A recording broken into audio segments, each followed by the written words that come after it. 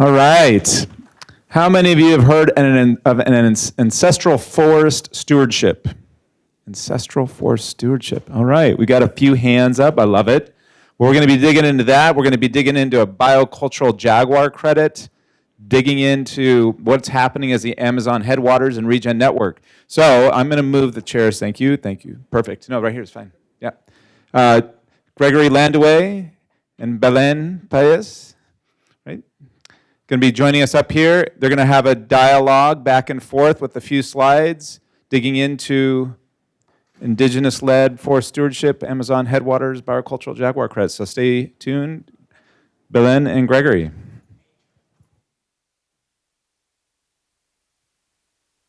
You want to sit and me hit the thing? Or you mind just flipping through? Yeah. Okay. Hi, everybody. Yeah, thanks, Dave. Sí, solo nosotros. And David will join us, too. Well, yeah, really grateful to be here and really excited to share a little bit about this innovative project. I think we'll start with Belén sharing a little bit about the context because, of course, this pilot is really built on not, generations of ancestral stewardship in the Amazon and also 30 years of really hard work with amazing activists and NGOs working in solidarity with those communities. So, Belén, will you tell us a little bit about the work that you've been doing with the communities, with Fundacion Pachamama and Cuencas Sagradas, and in a way, maybe the emerging role that you're seeing around these types of biocultural crediting approaches? Yes, sure, Greg. Hi, everyone. Good to see you all here. Hi, Hi, Sam. Well, I brought some chocolates from the Amazon. They are blended chocolates, macambo and cacao. So I'll put here, and I would love you to have a taste. And then, if you want, you can give me your feedback about how the taste of the macambo is for your ¿qué se dice? For your taste. Yeah. So Fundación Pachamama has been working over the last 28 years in the Amazon rainforest, and we start in this place that you will listen later, Xaramensa, that is the lower Pastaza in the Amazon region, the Amazon basin in Ecuador. And I've been working since that time in this organization that is called Fundación Pachamama, and its sister organization is Pachamama Alliance, based in San Francisco in California. And 5 years ago, after being doing so much work in the territory of Ecuador and in Peru, southern part region of Peru, with indigenous partners, we were able to support the new creation of an alliance that is called the Amazon Sacred Headwaters Alliance, formed by 30 indigenous nations in between Peru and Ecuador. And that was a privilege to us to be part of that initiative at the beginning. Now is an indigenous-led organization that is protecting in 2 countries more than 30 million hectares. And this is, I will say, that the powerful thing about this story. Whatever we'll share with you today that is happening at the scale of one community with the actual people, that is this very incredible nationality in Ecuador, that they have been rooted on what they call the dream culture, the dream sharing culture. They have said us at the beginning 30 years ago that they want to see all their territory in between Peru and Ecuador very well preserved, and not since the beginning they knew that they didn't want to have as an option change the model of their lifestyle or have any deforestation or land use change or becoming anything but what they were meant to be since the beginning. So the Amazon Sacred Headwaters Alliance is now becoming something very, very interesting model of governance, because represents 30 nations in Ecuador and Peru.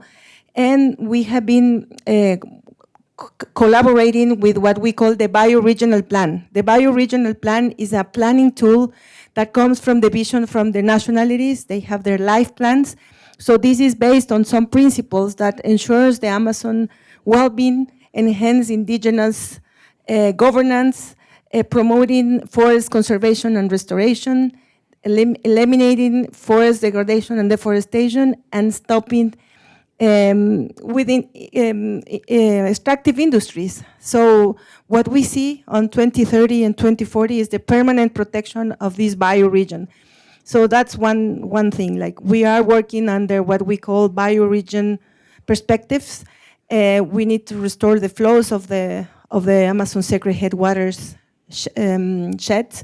And one possibility is not just to receive funds from philanthropic sources, from governance sources, but nowadays what we need the most is to bring private sector entrepreneurs into these facilities, financial facilities, or create these bridges in between technologies that are outside of in the modern world, but also inside of the indigenous territories. There are technologies that together will bring opportunities to permanent protect the forest. So I think this alliance, that what is happening with the units of biodiversity, biocultural stewardship credits, is becoming something very new. We have been very successful the last 18 months on creating the Jaguar credits and putting outside in the world, and indigenous peoples, especially youth, are very standing up for this. And if this is going to give us results as it happened the last year, we will see in the next 5 years to expand it into this large bioregion with several other nations, not just the Achuar people. We need to be careful on the property of the information that will be used on the blockchain system and tokenization for this kind of data, especially data from biodiversity, from knowledge, from the indigenous perspective, because outside with artificial intelligence and other sources, this might be something very vulnerable and will put the indigenous peoples more fragile from they are right now. So how we can encourage this community of technology and new finances to join these guiding principles that includes ethics and also new ways to create technology and blockchain for conservation in the tropical rainforest. Beautiful, thank you. Thanks, Belén. I think I'm actually going to flip around just a little bit while I'm talking. And then, so just to give people context, this is where we're talking about. Here in the lower Pastaza River region, a community called Charamensa.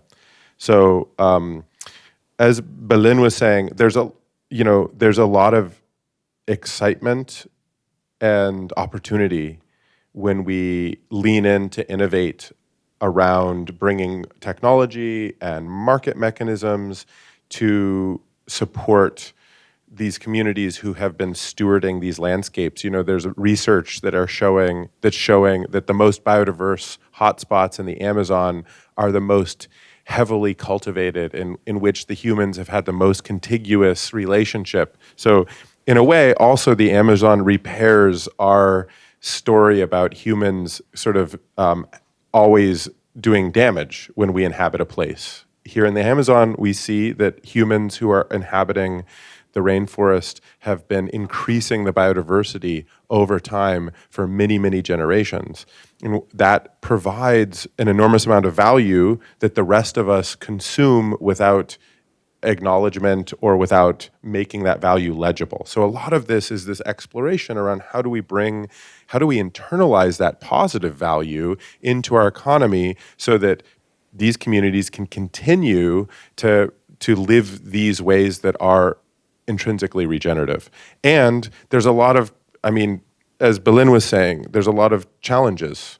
We face data sovereignty, digital access, financial inclusion, governance, corruption, challenges on every dimension. And it's really a fight for both the health of the forest and the health of the culture. So this pilot has been an experiment to try to create a deeply participatory, community-driven opportunity to put these tools into the hands of one of the communities in the Amazon that has been taking leadership due to the relationship with Fundacion Pachamama over all of these years, and has the maturity to help think about if and how this technology and these mechanisms really make sense in their context.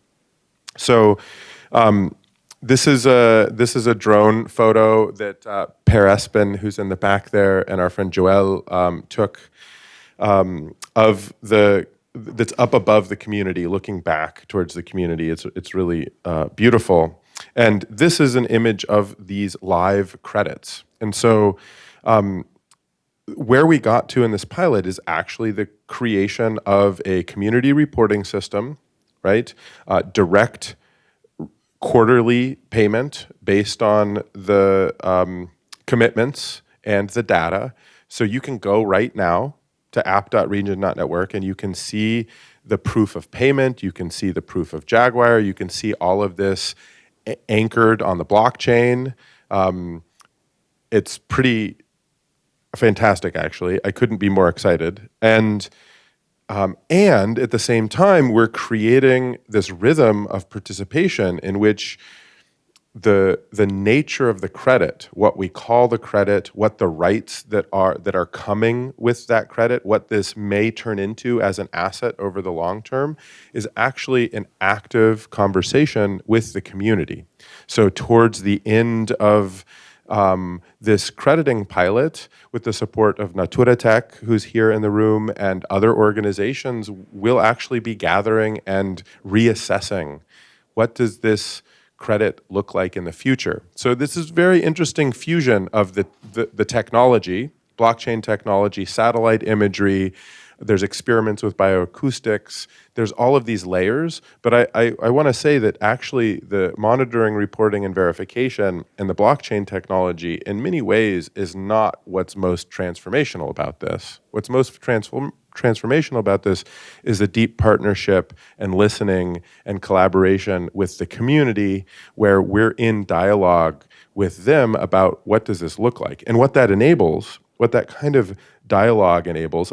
This is just the proof of payment hash, which is pretty exciting. It's not that often that you can get 60% of the full program finance going directly to the community and have the receipts available for funders. I don't know that many projects that have that. I wanted to just jump ahead here, actually. So the next steps, what that type of deep participation and dialogue and engagement, which is building on, really a couple generations of trust building, is enabling, is that this pilot is rapidly expanding to no longer be a pilot, but to actually be a force for conservation and regeneration at the regional scale. So this is a map that's showing the expansion of this pilot to the neighboring communities, which is actually going to stop a road that is being put in against the community's wishes, which is going to bring extractive mining and logging and all sorts of things. And this is creating a livelihood alternative. As we speak, this pilot expansion is making this possible. And the next phase, as Belén was saying, after that, is to expand to more than 300 communities and more than 30 million hectares in the most important biodiversity hotspot on Earth. Also, it's a part of the planet that's incredibly important for the hydrological cycle. The pumping action of the forest is what brings rain to many other parts of the world, right? And so there's this real depth of importance and value here.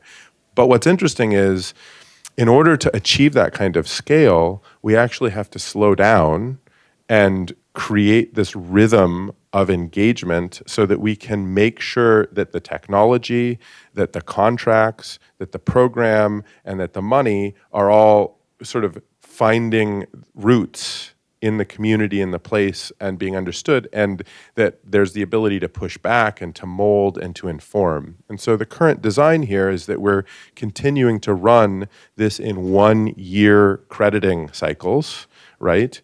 And I think what's beautiful is that everyone involved wants to see this move into the 20-year, 30-year, 100-year type of agreements. But by going a little bit slower and being able to iterate on a year-by-year basis and focus on stewardship and community participation and bringing all of these technologies and tools to bear, I think we actually have a chance to make those much longer-term commitments that we all want happen, while also, as I was mentioning, taking frontline action now, not waiting. Because if we wait, it was great. I don't know if Toby's still in the room. It was great to hear Toby from Veritalk. And something that I noticed is that he was saying, oh, it'll be 2 years until, the standard for insetting is out, for instance. Well, if we wait for 2 years in this context, that road will be there, and those communities will no longer be protecting standing forest. They will be in a extractive logging economy. There will be all sorts of other things that are coming in, and that's not what they want, right? So this approach, this iterative stewardship crediting approach, allows us to have high integrity, high guarantees, and be iterative and flow things fast and efficiently. Do you have anything to add to that? Just to add maybe 3 elements to this conversation is that all the pledges that Latin America, including the Amazon basin, is receiving from climate change commitments are in 90% becoming debt for our countries. So we are not receiving funds in our countries as donations or pledges that they show the willing to protect the forest in terms of reducing deforestation. So it's very perverse the way that our countries are becoming more and more debt. We are not going to be able to pay that debt. So we are not talking about nature debt swaps, but we are talking about debt cancellation and other ways to protect the forest. So this is a really urgent call to create within the technology and within these new communities of corporations and entrepreneurs, people that will be seeing a new finances mechanisms to create these bridges in between financial markets and permanent protection of the Amazon region.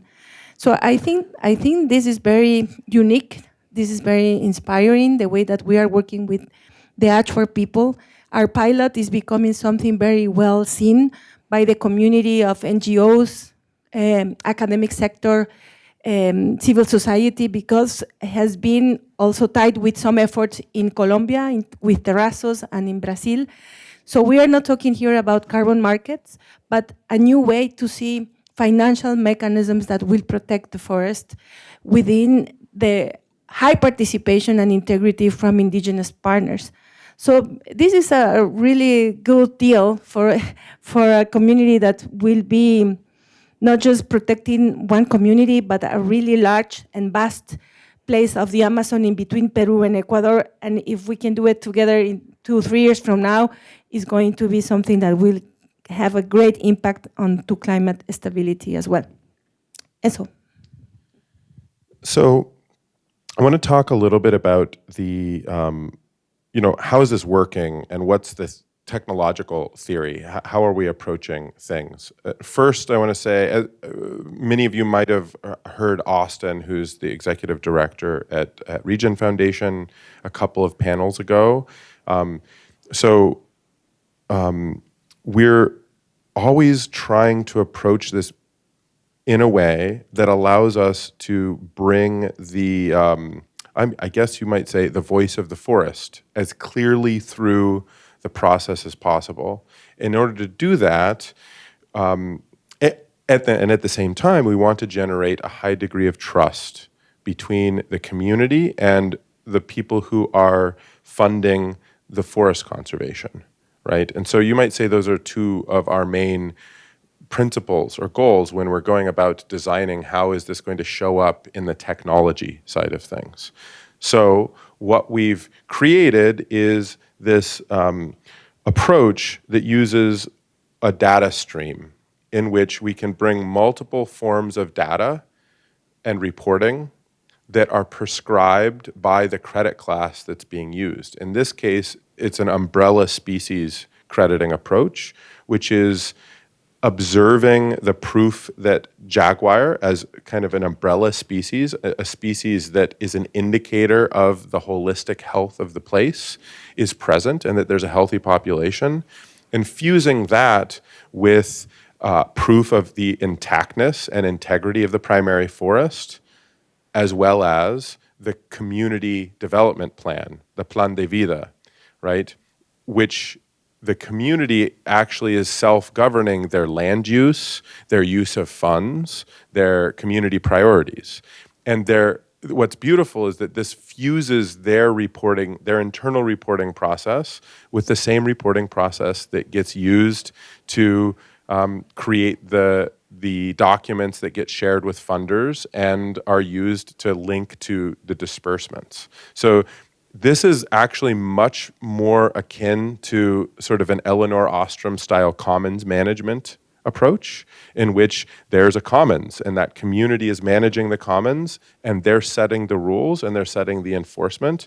And in this case, those rules involve community conservation, territorial integrity, and scientific monitoring of the space. And those are the key activities that are sort of being done in exchange for receiving. So the livelihood starts to become really ancestral stewardship and community monitoring linked to this. The payments then go to the community as kind of, you might say, a community conservation basic income payment, where the payment is coming to the community and they're managing it as a community and taking action. So data streams, I talked a little bit about credit classes. So we've sort of decomposed to the best of our ability. So instead of having some giant annual report that Fundacion Pachamama has to scramble to do, we're working to create the tools where there can be a live update of the camera trap, where there can be inclusion of satellite information, where we can have proof that the payment received the community, and everybody can essentially see that in real time, building a much higher degree of trust. And what this does is it really changes this concept of a registry from kind of an institution or a bureaucracy that is generating trust because an authority says you can trust it, into a system in which data and claims and standards are being registered by the different counterparties, and trust is emerging through transparency and interaction and participation together as a community. And the outcome is just a higher quality conservation outcome at the end of the day. So again, we're really grateful to have gotten a little bit of time to explain all of this. And we're also looking forward to kind of leaning on all of you as a community as we move into the next phase, because we're not going to be able to do this on our own. And this next phase of expansion into the next 4 communities is going to be incredibly important to continue to build trust. So be on the lookout for us starting to communicate invitations around participating as contributors, and also starting to participate in allies in different ways, because this is really going to take a community of us. And just to mention the importance of the collaboration, we are working with several partners now. Here we have Greg from Regen, Paez Stockens there, who's also collaborating from Norway and from the University of Oslo of Economics. And also we have Constanza from Natura Tech. And now in this new phase with the HR people, they are like giving us this trust to ask for more support to go into the expansion of this project to stop that road that is becoming a threat. And we really need to expand this in a way that will be fast and with a lot of integrity, but also with a way that the youth of Chara Mensa can prove and monitoring what they are doing with much more precision and with a very robust ways to show that they can do it better from the governments. They are really doing the monitoring that the government is not able to do. So this is the way and the power of what the local communities also can support to the monitoring in general for forest conservation. So that's what I would like just to add. Thank you. Thank you, everyone.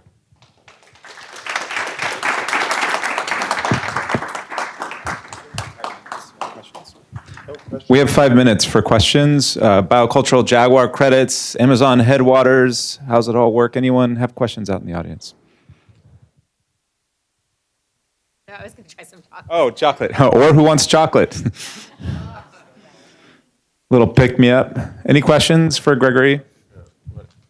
I got a little, oh, awesome. I just to say, I got a little, I'm embarrassed to say, I just didn't do such a great job with the slideshow. I had intended this last slide to have a bunch of other logos because Paez, Natura Tech, there's really an amazing community around this. So just to say, it's, yeah. So first of all, amazing. Really appreciate all the hard work you guys have put in to do the pilot. You're going into the next phase. We totally want to help you with that. But just at a layman's term, like level, what can someone do to get involved right now? Like who's on live stream, who's here in the room, like what do they do? Like just step by step. Yeah, I believe we have the next phase. I believe we have the next phase of. I believe you can pre-buy credits for the next phase. Is that true? I'm looking at you, Corey. Did we turn back on? No. You can stay tuned, and we will be doing a blitz around when pre-purchase for the next phase that's beyond pilot. That's of this hold the line, so that we're supporting the communities that are actually stopping this road. We'll be communicating about that. So that's number one. I'd say that's really the biggest thing right now. If you're a company and you're interested in taking steps towards nature positive commitments, this is a really fantastic way. Several of our purchasers and supporters for the last pilot were companies that wanted to take early steps towards nature positive commitments. Of course, the details of nature positive standards are being hashed out in real time in the Biodiversity Credit Alliance and in other forums. But this is very clearly a high integrity way that we believe will be included in any of the future schemes for people to be making claims against. And in the meantime, companies can be, I think, building a lot of authentic social capital with their customers and clients by taking action early with such a transparent and high quality project.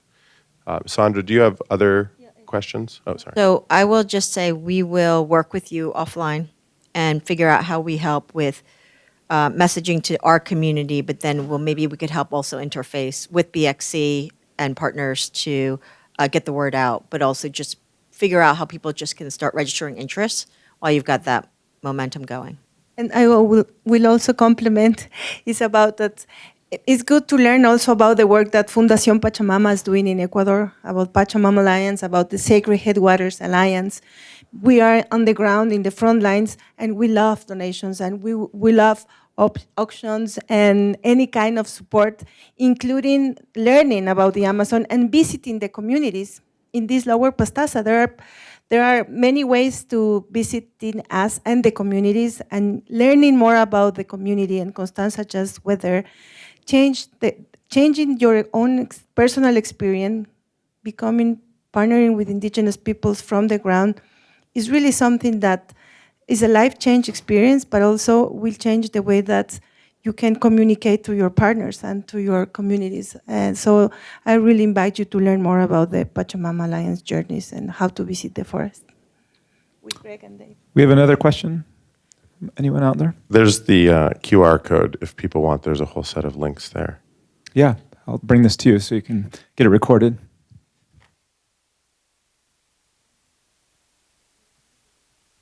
Hi there. Thanks for your presentation. I walked in after the first few minutes, but my name is Trista Patterson. I'm with Microsoft Sustainability at Xbox. We talk a lot about sometimes the in-kind support that we can give from private sector.